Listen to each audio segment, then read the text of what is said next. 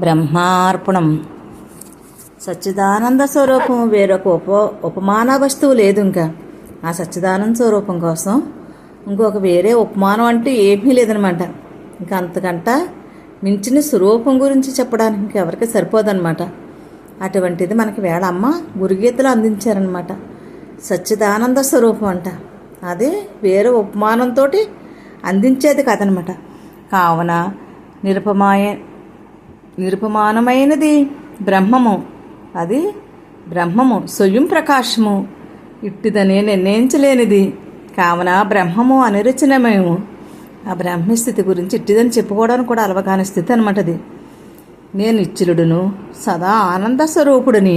నేను నిశ్చలుడును సదా ఆనంద స్వరూపుడిని, శుద్ధుడిని, జ్ఞానస్వరూపుడిని. నేను శుద్ధుడిని, జ్ఞానస్వరూపుడిని, నిర్మలుడును. అంటే లోపల మనం ఆ సద్భావంతో జీవిస్తూ ఉండాలన్నమాట. సద్భావన ఏం చేస్తుందంటే ఎప్పుడు నా ఎంపే లాక్కుంటుంది అనమాట. అనంత మౌనం స్వరూపం ఎంపే లాక్కుంటుంది అనమాట సద్భావన. మనం లోపల మంచి మంచి భావాలు, మంచి మంచి సంకల్పాలు, ఉన్నతమైన భావాలతో జీవించినట్టు ఉన్నతమైన స్థితిని అందుకుంటాం. అంటే భగవంతుడి గురించి సద్భావన అన్నారమ్మ. అంటే ఎప్పుడు ఆ నిర్మలమైన స్థితి. నేను నిశ్చలుడిని, ఇలా మంచి మంచి భావాలు, నేను నిరాకారుణ్ణిని, నేను పరబ్రహ్మస్వరూపాన్ని, ఇలా మంచి సద్భావాలతో మనం జీవించాలన్నమాట. నేను దేహమున కాదు, నేను ప్రాణము కాదు, కావున నాకు ఆకలి దప్పుకులు లేవు.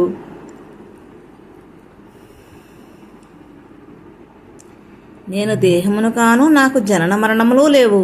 నేను ప్రాణమో కాదు, కావున నాకు ఆకలి దప్పుకులు లేవు. నేను చిత్తమో కాదు, కావున నాకు శోకమోహములే లేవే. నేను ఎప్పుడో బ్రహ్మస్థితిలో ఉన్నప్పుడు నాకు శోకం లేదు, మోహం లేదనమాట. ఎప్పుడు బ్రహ్మానందంలో రమించడమే. ఇంకా నేను సర్వవ్యాపక చైతన్యమును. నేను సర్వానికి వ్యాపించున్న ఒక అరఖండమైన ఒక చైతన్య స్వరూపాన్ని అనమాట. ఇట్టిది అట్టిది అని చెప్పడానికి అలవకాని స్థితి, అఖండమైన చైతన్య స్వరూపాన్ని అనమాట. నాకు ఇంకా శోకమోహాలు లేవనమాట. నేను కర్తన కాదు, కావున ఆకలి దప్పుకులు లేవు కదా. ఇంకా నాకు చరణ మరణాలు లేవు. నాకు ప్రాణముతో పని లేదు. ఇంకా ఈ ప్రాణం ఎక్కడది? బ్రహ్మాందే ప్రాణం కూడానని. దేహాంది ప్రాణం అవుతే దేహం ఎప్పుడు ఉండాలి కదా. మరి దేహాంది ప్రాణం కాదు, బ్రహ్మాందే ప్రాణం కూడానని. నేను చిత్తము కాదు, కావున నాకు శోకమోహములు లేవు. నేను కర్తనే కాదు, కావున బంధమోక్షాలు లేవు. నేను సర్వవ్యాపక చైతన్యమును. ఆ బ్రహ్మస్థితి యొక్క తత్వానికి ఏమీ లేదనమాట. అక్కడ ఇట్టిది అట్టిది అని చెప్పడానికి అలవకాని స్థితి ఆ బ్రాహ్మస్థితి అనమాట. నేను షడ్భావ వికారము లేనివాడిని. నాకు ఏమి వికారాలు లేవనమాట. దుఃఖరహితుడును. అక్కడ నాకు దుఃఖం లేదనమాట. ఎప్పుడు వెళ్ళవేళ సదా స్వరూపంలో చాలా హాయిగా ఉండడమే అనమాట. సచ్చిదానంద స్వరూపుడిని. అక్కడ సచ్చిదానందం, సత్తతో కూడిన ఆనందం అనమాట. ఎప్పుడు ఇంకా ఆ సత్తతో కూడిన ప్రేమ, ఆ సత్తతో కూడిన హాయి, ఆ సత్తతో కూడిన ఆనందం. అక్కడ పరమశాంతితో కూడిన ఆనందం అనమాట. ఇంకక్కడ స్వరూపుడు అనుట వాక్యమును స్మరించుటకు, సచ్చిదానంద స్వరూపుడిని అనుట వాక్యమును స్మరించనుచు ధ్యానము చేయుట. అంటే మంచి మంచి వాక్యాలతోటి ధ్యానం చేయాలన్నమాట. ఎందుకు చేయాలి అంటే కనుక మన మనసు వస్తుంది కనుక. అంటే అలా కూర్చుని మంచి నేను సచ్చిదానంద స్వరూపుడిని, నేను నాకు దుఃఖము లేవు, నా అనంతమైన చైతన్యాన్ని ఇలా మనం ధ్యానం చేస్తూ ఉండాలన్నమాట. చేట శరీరము బ్రహ్మము, మనసే బ్రహ్మము. అప్పుడు శరీరం బ్రహ్మం అయిపోతుంది, మనసు బ్రహ్మ అయిపోతుంది అనమాట. లోకములు అన్నీ బ్రహ్మమే. అప్పుడు ఎటు చూసినా, ఏ లోకాలు చూసినా బ్రహ్మమే అనమాట. అటు పైన మిగిలినదంతయు బ్రహ్మమే, ఎటు చూసినా బ్రహ్మమే. నేను సమస్త లోకములందు వ్యాపించి ఉన్నాను. నేను సమస్త లోకాలు కూడా వ్యాపించున్నాను. అనంతంగా వ్యాపించున్నాను. నేను అనంతంగా వ్యాపించున్నాను. జగత్తంతా నాలో ఇమిడి ఉన్నది. ఈ జగత్తంతా కూడా నాలోనే ఇమిడి ఉందన్నమాట. మొదలగు వాక్యాలను స్మరించుచు జగత్తంతా నేనే, నాకంటే అన్నిమిగా లేదనుకుని ఇలా స్మరించుకుంటూ ధ్యానము చేయుట. అన్నీ స్మరించుకోవడం కూడా ఒక ధ్యానమే అనమాట. స్మరించుచు ధ్యానము చేయుట. నేను నాది సంబంధమైన ఆలోచనలు, జగత్ సంబంధమైన ఆలోచనలు ఏమీ చెలించనని. అప్పుడు ఏంటంటే జగత్ సంబంధించింది నాది నేను ఎన్ని ఉన్నాయి కదా. అందుకే ఏ ఆలోచనలు లేకుండా బ్రహ్మములో లయమే చేయుట. అన్ని ఆలోచనలు బ్రహ్మమయం అయిపోతాయి అన్నమాట. ఇంకా అన్ని నదులు వెళ్ళిపోయి సముద్రంలో ఎలా కలిసిపోయినాయో అలాగే సృష్టి అంతటికీ ఏ పరబ్రహ్మ స్వరూపం అయితే ఆధారమై ఉన్నాడో ఆ పరబ్రహ్మ స్వరూపంలో జగత్తంతా అందులో లయమైపోతుంది అనమాట. ఈ సృష్టి అంతా మనలో ఉన్న ఆలోచనలన్నీ కూడా బ్రహ్మలో లయమైపోతాయి అన్నమాట. బాహ్య జగత్తునందు సంచరించే లోక వ్యవహారములందు నిమగ్నమై ఉన్నప్పుడు సమస్త జగత్తు వ్యవహారములు అంటే మొత్తం ఈ సృష్టిలో మనం అలా జీవిస్తూ ఉన్నాం కదా. ఈ జీవించే జీవనం అంతా కూడా బ్రహ్మమయమైపోతుంది అనమాట. ఇప్పుడు వరకు తెలియక ఆ బ్రాహ్మీ స్థితి మన అందక ఈ దేహం చుట్టూ తిరిగాం. ఇప్పుడు ఏం చేస్తుంది? బహిర్ముఖంగా వెళ్ళే మనసునే అంతర్ముఖం చేసేస్తారు గురుదేవులు. మనం ఇప్పుడు ఏం చేస్తాం? సమారాజ్యం. ఎటు చూసినా అనంత ప్రకాశంలోనే, ఎటు చూసినా ప్రకాశంలోనే ఓలాడుతూ ఉన్నాం అనమాట. పరమశాంతిలోనే హాయిగా ఉన్నాం అనమాట మనం.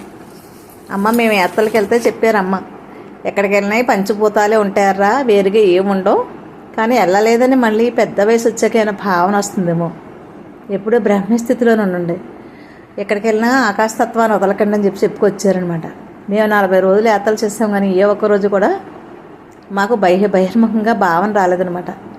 ఈ గుడికి వెళ్ళాం, ఇది కావాలి అది చెయ్యాలని అసలు సంకల్పం కూడా లేదనమాట. ఎందుకంటే గురువు కట్టేసుకున్నాడు. యశోదామాత రోలు కట్టేసినట్టు గురువు మా మనసును కట్టేస్తున్నాడు. మా మనసు బుద్ధి చిత్తం అమ్మ వెళ్ళేటప్పుడు మమ్మల్ని ఆశీర్వదించి పంపించారనమాట. మాకు ఎక్కడికి వెళ్ళినా కానీ ఏ ట్రైన్ దిగినా, కారు దిగినా, బస్సు దిగినా ఇదంతా పంచభూతాలతో ఉంది కదా, ఇదంతా పంచభూతాలే కదా అంటే అప్పటికి మాకు ఇంకా స్థితి తెలియదు. అమ్మ అలా చెప్పారంతే. అదే శబ్దం మాకు వినబడుతూ ఉండేది అనమాట. ఎక్కడికి వెళ్ళానని ఎక్కడ చేసినా ఇదంతా బ్రహ్మమే అన్నారు, ఇదంతా బ్రహ్మమే అవుతుంది అనిపించింది తప్ప దాన్ని అనిపించలేదు. ఇంకా మాకు అప్పుడు తెలియదు, 20 సంవత్సరాల క్రితం మాకు అనుభవం తెలియదు. కానీ అమ్మ అనుకోమన్నారు, అనుకునేవాడు అనమాట. ఇదంతా పంచభూతాలతో కూడుకున్న ప్రకృతి ఎటు చూస్తున్నాని, ఇది అన్నిటికీ ఆధారభూతుడు బ్రహ్మ అని ఇప్పుడు తెలిసింది. అప్పుడు తెలియదు, అనుకునేవాడు అనమాట. అప్పుడు మేము ఎటు చూసినా మాకు అమ్మ చెప్పారనమాట, ఏ కోరికలు లేకుండా ఊరకే ఉండి ఊరకే రండి అన్నారు. కానీ మాకు ఆ స్థితి అందలేదు అప్పటికి. కానీ అమ్మ అందించినా కానీ మనసు అనేదాన్ని కట్టేస్తారు అంతే. ఇంకా అప్పటి నుంచి ఇప్పుడు దాకా నడుచుకుని పాక్కుని దేక్కును ఆ స్థితిని అనుభవిస్తాం అనమాట. ఇప్పుడు అయితే పంచభూతాలకి సృష్టికి అంతరికే ఆధారం బ్రహ్మమే అని చెప్పేసి ఇప్పుడు తెలియబడింది అనమాట. అప్పుడు అమ్మ చెప్పిన మాటలు ఇప్పుడు తెలియబడింది అనమాట. ఇప్పుడు స్వస్థితిలో హాయిగా ఉండగలుగుతున్నాం అనమాట. ఈ దేహభ్రాంతిలోంచి అలా హాయిగా ఉండగలుగుతున్నాం అనమాట. ధ్యానము చేయట. నేను నాది సంబంధము ఆలోచన జగత్తు సంబంధమైన ఆలోచన ఏమీ చెలించినను బ్రహ్మములో లయము చేయటే. ఏదైనా ఒకవేళ సంకల్పం వచ్చినా ఆ పరబ్రహ్మ స్వరూపంలో లయం చేయడమే అనమాట. బ్రహ్మ జగత్తనందు సంచరించే లోకైక వ్యవహారములందు నిమగ్నమై ఇప్పుడు ఏం చేస్తుందంటే బ్రహ్మంలో చరిస్తూ, అంటే లోపల బ్రహ్మంలో చరిస్తున్నాం, బయటికి లౌకిక వ్యవహారాలన్నీ చేసుకుంటున్నాం అనమాట. నిమగ్నమై ఉన్నప్పుడు సమస్త జగత్తును వ్యవహారములను బ్రహ్మములో లయము చేయుట నిర్వికల్ప సమాధి. ఇప్పుడు మనందరం ఎలా ఉన్నాం? నిర్వికల్ప సమాధిని అనిపిస్తున్నాం అనమాట. ధ్యానము చేయవాడు బ్రహ్మమునందు లయమందును. ఎప్పుడైతే ధ్యానం చేస్తూ ఉంటాం అలాగా ప్రతి పని బ్రహ్మార్పణగా చేస్తాం కదా. ఇంకా మనకేముంది, ఇంకా లయమైపోతుంది అనమాట ప్రతి క్షణం కూడా. ఇంకా లయమే చేయుట నిర్వికల్ప సమాధి అందే ధ్యానము చేయవాడు బ్రహ్మమునందు లయమందును. అలా నిర్వికల్ప సమాధిలో కూర్చున్నవాడికి బ్రహ్మమందే లయమవుతాం అనమాట. కావున ధ్యాన ప్రక్రియ కూడా నిలిచిపోవును. అప్పుడు ధ్యానం కూడా నిలిచిపోయంట హాయిగా రిలాక్స్గా ఉంటాం అనమాట. ఇంకక్కడ జగత్ బ్రహ్మమని ఆ బ్రహ్మము తానేనుడి సోహలో సహజంగా నిలిచి ఉండగలము. అప్పుడు సహజంగా నిలిచి ఉంటాం అనమాట. ఇంకక్కడ ఇంకా ఉండగలం అనమాట. దాన్ని బాహ్య నిర్వికల్ప సమాధి అంటే ఎటు చూసినా బాహ్య నిర్వికల్ప అంటే అమ్మ చెప్పారనమాట. నిర్వికల్ప సమాధి మన బాహ్యంలో ఆ దాన్ని అనిపిస్తూ ఉండగా బాహ్యంలో ఏం చేస్తుంటే బ్రహ్మాన్ని ధ్యానం చేస్తూ ఆ బ్రహ్మ చేస్తుంటే చూస్తాం కనుక నిర్వికల్ప సమాధి అనమాట స్థితి కలుగును. అంటే అక్కడ ఏం చేస్తుందంటే అన్ని అహవృత్తులు పోతాయన్నమాట. ఆ నిర్వికల్ప సమాధి స్థితిలో అలా హాయిగా ఉంటాం అనమాట. ఇంకక్కడ అహవృత్తులు దేహాత్మ తాదాప్తత నుండి విడిదీసి, అహవృత్తి ఏం చేస్తుందంటే మా దేహ తాదాప్తలు అంతా విడిచి అప్పుడు విడదీసి బాహ్య తాదాప్తయు చెందించి నేను బ్రహ్మను ఇతరుల బ్రహ్మమానుడే భావన దృష్టివృద్ధి బాహ్య సంకల్పము సమాధులు దారి కొంత కాలం అభ్యసించిన యెడల మరణము అవసరము లేకుండానే సహజంగానే నేను బ్రహ్మమునుడి భావంతో జగతంతయు బ్రహ్మమేనడి భావనతో జీవించగలిగే స్థితి ప్రాప్తించును. అలా ఉండగా ఉండగా ఉండగా ఉండగా స్థితి మనకు ప్రాప్తిస్తుంది అనమాట. అదే బాహ్య నిర్వికల్ప సమాధి అనమాట. కొత్త వారికి సర్వవ్యాపకమైన బ్రహ్మము నేను అని ఉచ్చరణ జరుగును. ఫస్ట్లో మనకు తెలియక ఏం చేస్తాం, సర్వవ్యాపకమైన బ్రహ్మము నేను అని ఉచ్చరణ జరిగిందనమాట. తర్వాత ఏం చేసింది, అనంతమైన సర్వవ్యాపకమైన బ్రహ్మము నేవే ఎనడి సృహ మనసు నిండగా దృఢపడును. మనం ఫస్ట్ ఏం చేస్తామంటే నేను బ్రహ్మమునని అమ్మ అనుకోమన్నారని మనం అనుకునేవాడు అనమాట, ఉచ్చరణ చేసేవాడు అనమాట.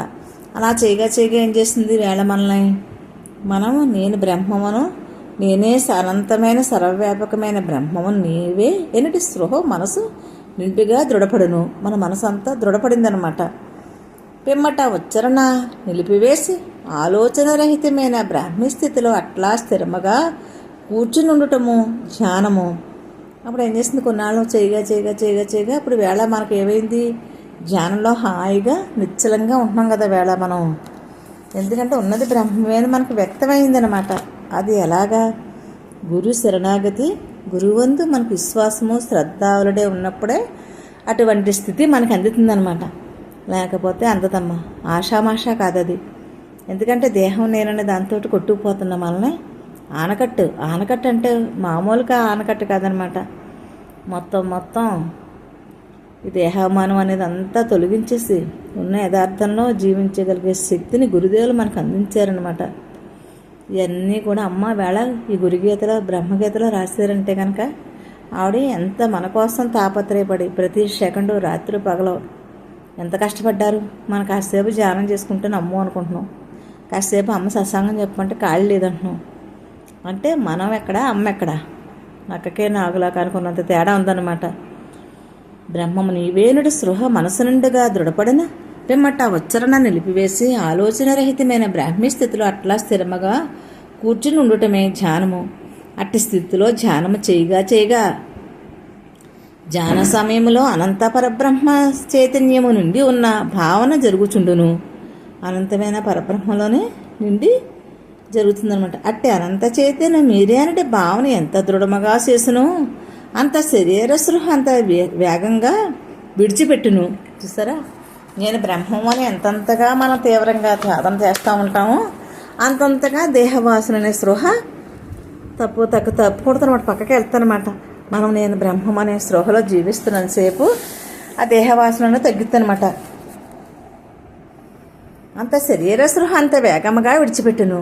అంతఃకరణ శ్రద్ధతో నేను దేహము సృహ నశించి అనంతర పరబ్రహ్మం మిగిలి ఉండే స్థితిలో మోక్షము. అనంతమైన పరబ్రహ్మ స్థితిలో మిగిలి ఉండడమే మోక్షం అంటేనమాట. మనకు మనోలయము గత్యంతరము, మనకు మనసే లయవడమే గత్యంతరం అన్నమాట. మనోలయమునకు మనసును బ్రహ్మములో ముంచి ఆ బ్రహ్మంలో ముంచాలన్నమాట. మనసు లయవ్వాలంటే మనం బ్రహ్మంలో దాన్ని ముంచాలన్నమాట. దేహభావం నుంచి మనసుని బ్రహ్మభావంలో ముంచాలన్నమాట. ఎప్పుడైతే బ్రహ్మంలో ముంచుతామో ఉండుటకి నేను బ్రహ్మని ధ్యానము అత్యవసరము. అలా మనసు ఆ బ్రహ్మంలో ముంచాలి అంటే కనుక అత్యవసరం ఏదంటే నేను బ్రహ్మమును, ఈ దేహము నేను కాదు. ఇలా నిరంతర అభ్యాసం. అటు ఇంక సృష్టి పక్కన ఏదో చూడదు కదా. ఇంకా మన మనసు ఎప్పుడైతే నిరంతరము అభ్యాసంలో ఉంటుందో అప్పుడు ఇది అది అని మంచి చెడ్డ అని ఏది చూడదనమాట. ఇంకా అంటే ఎప్పుడైతే చూడదో ఉంటుందో నేను బ్రహ్మాను ధ్యానం అత్యవసరము, దీనికన్నా వేరే గత్యంతరమే లేదు, ఇంకా గత్యంతరం లేదనమాట. ఉన్నది బ్రహ్మం ఒకటే. అట్టి ధ్యానము చేత చిత్తశుద్ధి కలుగును. అప్పుడు అలా ధ్యానం చేయగా చిత్తశుద్ధి కలుగుతుందనమాట. భగవంతునిపై శ్రద్ధ కలిగి జ్ఞానమునకు అర్హుడగును. చిట్ట చివర సాధన నిరంతర బ్రహ్మనిష్ట ధ్యానములో బ్రహ్మముగా మిగులుతాము. అలా చేయగా అప్పుడు ఏం చేస్తాం వేళ ఆ బ్రహ్మనిష్టలో మిగులుతున్నాం కదా, మిగులుతాము. నేను బ్రహ్మము అనే సాధనకు మించినది సృష్టి అని ఇంకా లేదే. ఇంకా నేను బ్రహ్మం అనే సాధన చేసేవాడికి ఇంక సృష్టిలో వేరే ఏమీ లేదు. ఇంకా అందరూ కూడా పురాణ హితహాసాలన్నీ చెప్పి ఉన్నది బ్రహ్మం అని చెప్తారు. అమ్మ డైరెక్ట్గా నువ్వే బ్రహ్మమే, ఈ దేహాన్ని నువ్వు కాదే, ఉన్న యథార్థంలో అలా హాయిగా ఉండండర్రా, ఎందుకర్రా ఈ దేహవాసనలు మీకు, దేహం వేలనతో ఎప్పుడు వెళ్ళిపోతో తెలియదర్రా, ఆఖరి శ్వాసగా జీవించినర్రా, ప్రతి శ్వాస ఆఖరి శ్వాసగా జీవించినర్రా, ఈ దేహభ్రాంతి మనకి ఎందుకర్రా, ఎప్పుడు ఉన్నదంతా బ్రహ్మమేర్రా, బాహ్యము ఆంతరికము అంతా బ్రహ్మమే, అంటే అనంతమైన చైతన్య స్థితి అర్రా ఇదంతా, ఆకాశానికి ఏమీ లేదు చూడండి అని ఓ రమ్మ, ఈ ఖాళీకి ఏమైనా ఉందో చూడండి, ఏమీ లేదు కదా, ఇవన్నీ మారుతూ ఉంటాయి, ఇవన్నీ మార్పు చెందుతాయి, కానీ దానికి ఏమీ అంటదర్రా, అలాగే మీరు కూడా ఎప్పుడు అలాంటి స్థితిలో ఉండుండర్రా అని చెప్పేసి మనకి అరటిపండు ఒలిసి నోట్లో పెట్టారు అమ్మ. మనకి పండు తొక్క కూడా తీసేస్తే మన నోట్లో పెట్టారనమాట. దాన్ని మింగడమే మన వంతు. ఎలా మింగాలి, నేను బ్రహ్మముని దేహం కాదు అని ఒక పక్క ధ్యానం చేస్తూ, ఒక పక్క గురువుకి అటువంటి స్థితిని అందేమని గురువుని శరణాగతి భావంతో మనకి శ్రద్ధాళుడై ఎనుమరుడై ఎంతంతగా మనం ఒదుగుంటాం గురు సన్నిధిలో, అంతంతగా మన సహస్థితిని మన అనుభూతి అనిపించగలుగుతాం అనమాట. ఎక్కడెక్కడైతే స్వరూపస్థితిలో ఉంటాము, ఎప్పుడైతే మనం ఎటు చూసినా ఎనుమరుడై ఉండాలా, ఈ దేహభ్రాంతిలో కాకుండా ఆ బ్రాహ్మీ స్థితి యొక్క భావంలో మనం ఎనుమరుడే ఉన్నప్పుడు భావారహిత స్థితికి గురువే లాక్కెళ్ళిపోతాడమ్మ. ఇంకా గురువే తీసుకెళ్ళిపోతాడు, మన పని లేదు ఇంక అక్కడ. ధ్యానం అత్యవసరం, దీనికన్నా వేరే గత్యంతరమే లేదు. అంటే ధ్యానము చేత చిత్తశుద్ధి కలిగి భగవంతునిపై శ్రద్ధ కలిగి మనకు అలా చేయగానే కదా భగవంతుడు అంటే ఇష్టం ఏర్పడింది. ఫస్ట్లోనే భగవంతుడు అంటే మనం ఎవరికీ తెలియదు కదా, ఏదో ఫోటోలో ఉన్న భగవంతుడికి నైవేద్యం పెట్టేస్తే తినేయడం తప్ప మనం అది అసలు భగవంతుడు అంటే ఏంటో తెలియలేదు కదా మనకి. ధ్యానం చేయగా చిత్తశుద్ధి కలిగి భగవంతునిపై భక్తి కలిగి జ్ఞానమునకు అర్హుటగును. అప్పుడు మనం అర్హత అయ్యామన్నమాట. వేళ చిట్ట సాధన నిరంతరము బ్రహ్మనిష్ట ధ్యానముతో బ్రహ్మముగా మిగులుతావు. అట్ట అర్హత ఉన్నప్పుడే మనం నిత్య నిరంతరము ఆ బ్రహ్మధ్యానం చేయగా నేను బ్రహ్మమును అనే సాధన మించింది సృష్టి ఇంక లేదు. అత్యుత్తమ సాధన ధ్యానము, నేను బ్రహ్మమునకు సాధనే ముక్తిస్థితి, ధ్యానమునగా ముక్తిస్థితి, నేను బ్రహ్మమును సాధన చే జీవుడు తన ఉనికిని కోల్పోయి, అంటే మనం ఏం చేస్తామంటే నేను బ్రహ్మం అనుకోవడంలో జీవభావం ఉండదనమాట, కోల్పోతుందనమాట. అనంత బ్రహ్మములో తాను ఐక్యమై అనంతమైన స్థితిలో తాను ఐక్యవద్దనమాట చెంది అనంత బ్రహ్మమే తానే విరజలును. ఎక్కడైతే సహస్థితి ఉందో అందులో విరజలుతూ ఉన్నాం అనమాట. మన అందరూనే అమ్మ దగ్గరికి వచ్చిన వాళ్ళు వెనకడుగుందా, అందరికీ ఆ స్థితి అందుతుంది. అమ్మ అని పిలిచేటప్పటికే అనంతమైన స్థితి మన అందరికీ అందిస్తున్నారు గురుదేవులు. అటువంటి గురువు పాదపద్మాలకు నమస్కారము. పరబ్రహ్మమే తాను విరజలని ధ్యాన సమయంలో జీవుడు ఈ స్థితి అనుభవించుతున్నాడు.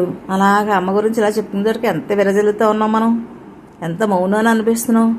ధ్యాన సమయంలో జీవుడు ఈ స్థితి అనుభవించున్నాడు. ధ్యానమేగా జీవితముగా మలుచుకున్నవాడే యోగి. ఇది ప్రతి సెకండు మనం అదే స్థితిలో కదా ఉంటున్నాం. మరి ఈ స్థితి అనుభవించినప్పుడు ధ్యానమే జీవితముగా మలుచుకున్నవాడు యోగి అనగా బ్రహ్మము. బ్రహ్మభావన నిరంతరము కలిగి ఉండుటే అనగా నిరంతర బ్రహ్మభావాధ్యానము గొప్ప పూజ. ఇటు ధ్యానం ఉత్తమ యోగము, ఇదే ఉత్తమ కర్మ. ఇటువంటి ధ్యానమే ఉత్తమైందంట, ఇటువంటి కర్మే మనకి ఉత్తమమైందనమాట. అదే జీవితమే మనకి గొప్పదనమాట. వరం, భగవంతుడిచ్చిన వరం అమ్మ ఇది.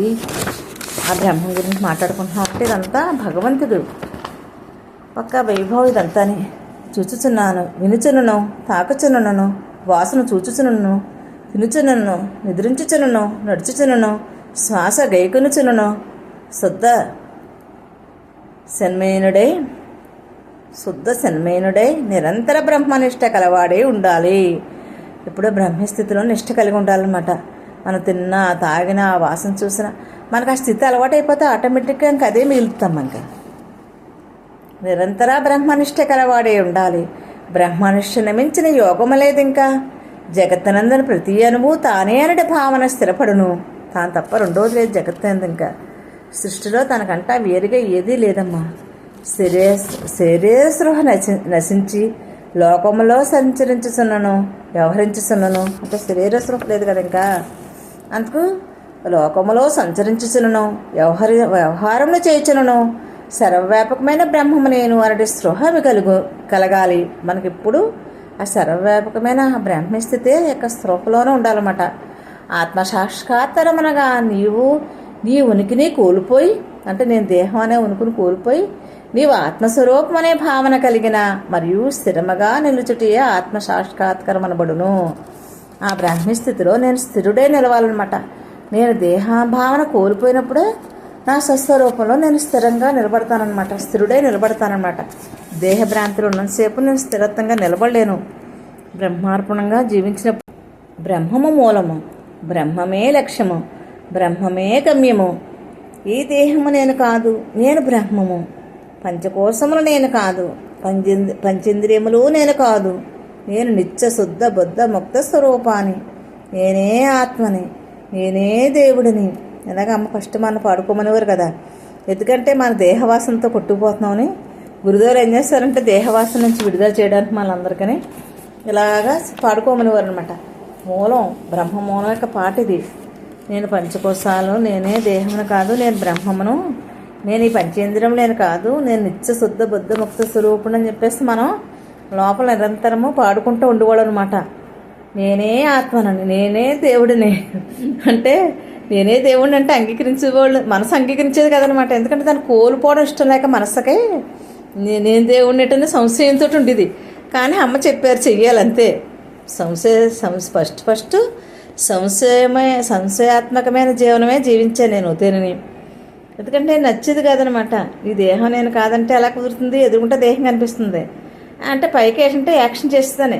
అమ్మ అంటే ఇష్టం గురించి తెలియదు. ఎప్పుడు గత జన్మల సంస్కార ఫలం అమ్మతో మనకు సంబంధం కలిగి ఉంది కనుక, అమ్మతో సంబంధం కలిగి ఉంది కనుక గత జన్మలదే అందుకు ఇష్టం ఉండేది. కానీ మనసు ఏంటంటే యాక్షన్ చేసేది అనమాట. నేనే బ్రహ్మమును, నేను దేహాన్ని కాదంటే అది ఎక్కడా? ఈ దేహం నేను కాదంటే అది ఎక్కడ ఊరుకుంటుంది? అది ఏదో చెప్తూ ఉండేది అనమాట. పెడదావు లాగేసుకుంటూ ఉంటుంది. మనసు బహిర్ముఖం అంటే ఇష్టం కదా, అందుకు బహిర్ముఖం చేసేస్తూ ఉండేది అనమాట. ఫస్ట్ నాకు అసంతృప్తిగా ఉండేది, తృప్తిగా ఉండేది కదనమాట. సాధన చేసేవాళ్ళమే కానీ తృప్తి లేదు అక్కడ. ఈ దేహం నేను కాదు, నేను బ్రహ్మమును, పంచకోశాలు నేను కాదంటే ఏదో బండగాని ఏదో నన్ను నేను తిట్టుకున్నట్టుగా ఉండేదనమాట. తెలియని అసంతృప్తి ఉండేది అక్కడ. పంచేంద్రియం నేను కాదు, నేను నిత్య శుద్ధ బుద్ధ ముక్త స్వరూపాన్ని, ప్రేమ ఉండేది కదా అక్కడ. నేను ఆత్మను, నేనే దేవుడిని అంటే అక్కడ ప్రేమ లేకుండా ఉండేది. అలా కొన్నాళ్ళు చేయగా అన్ని మనకు తెలియకుండానే ప్రేమ పుట్టిందండి. పుట్టి ఏం చేశానంటేనే అమ్మ నాకు అటువంటి స్థితిని అందేమండమ్మ అవుతాయి, అది బాగుంది కదా అని చెప్పేసి ఎక్కడో దిక్కున తెలియకుండా మనలో అజ్ఞానం అనేది కరిగేటప్పటికీ దీని యొక్క భావన మనకు అవగాహన అయ్యి అటువంటి స్థితిలో నేను నిలపాలి అంటే ఎవరు నిలుపుతారు? మళ్ళీ గురువే నిలపాలి మనల్ని. ఎందుకంటే అమ్మే కదా ఆధారం మనకే, దేవుడు ఆవిడే కదా మనకి. అందుకు మళ్ళీ అమ్మతోటి అమ్మ నన్ను అటువంటి స్థితిలో ఉంచండి తల్లి అని చెప్పేసి మళ్ళీ అప్పుడు కొన్నాళ్ళు ఈ పాట పాడగా ఫస్ట్లో తెలియదు, కొన్నాళ్ళు పాడగా సత్సంగం పవరం ఇవన్నీ ఏం చేసినాయి అంటే నేను ఇక్కడ ఏదో తెలియంది ఎక్కడో లోపలికి ఏదో తెలియంది చిన్నది అంది అనమాట. చిన్నదే గోరంతా ఉన్నదంతా కొండంతేమో దేహాభిమానం, దేహభావన. చిన్నది గోరంతే, అగ్గపోల చిన్నదే కదా, కొండంతా దహించేసినట్టు.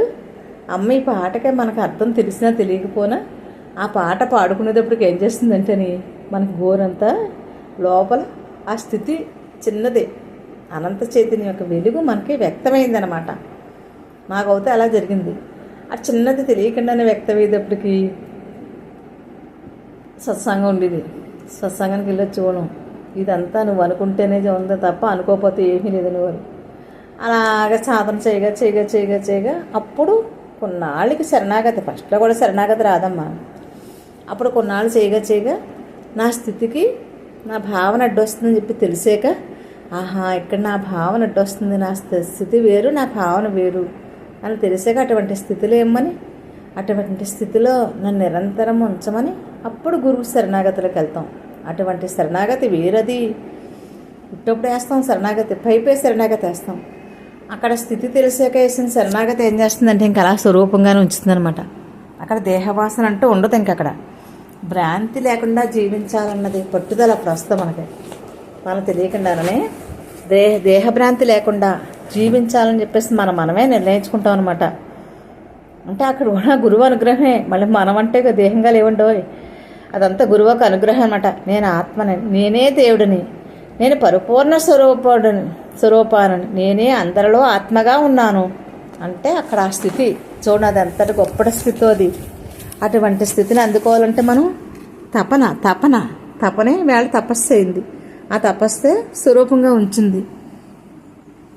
నేను పరిపూర్ణ స్వరూపాన్ని, నేను అందరిలో ఆత్మగా ఉన్నాను, నాలో ఆత్మ ఉంది, అంతటా ఆత్మగా ఉన్నాను, అన్నీ నేనే, సర్వము నేనే, సకలము నేనే, అండపిండ బ్రహ్మాండం అంతటా నేనే. ఇదంతా అనుకునేది ఫస్ట్ బోరుగా ఉండేది అనమాట.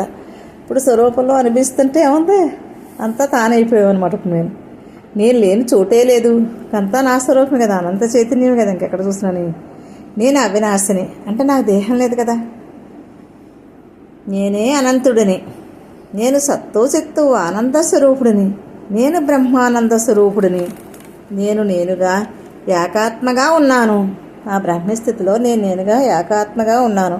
నేను సాక్షిని, నేనే సర్వ స్వతంత్రుడిని, నేనే పరమాత్మని, నేనే అఖండుడిని, నేను నిరామయుడిని, నేనే నిరంజుడిని, నేనే నిరంజుడిని, నేనే నిరాకారుడిని, నేనే అఖండాత్మని.